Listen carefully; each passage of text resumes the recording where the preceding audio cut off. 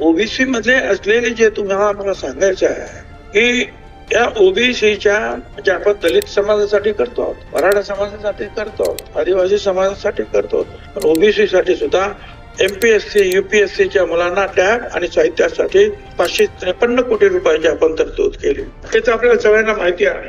पुणे सारख्या शहरामध्ये पुणे विद्यापीठाला क्रांतीज्योती सावित्रीबाई फुले यांचं नाव देणं ही सोपी गोष्ट नव्हती, पण ती सुद्धा आपण पूर्ण केली. आणि तिथे समता परिषदेच्या वतीनं बाबासाहेब आंबेडकरांचा अर्धपुतळा होता, आपण पूर्णाकृती पुतळा दिला. महात्मा ज्योतिराव फुलांचा पूर्णाकृती पुतळा आणि सावित्रीबाई फुलांचा सुद्धा पूर्णाकृती पुतळा. सावित्रीबाई फुलांचं जे जन्मस्थान आहे तिथे आपण पूर्वी काम केलंय, आता आणखीन काम करतो. 200 मुलींसाठी आपण एनडीएची राष्ट्रीय संरक्षण प्रबोधिनी सुरू करण्यासाठी 180 कोटीची तरतूद केली आहे.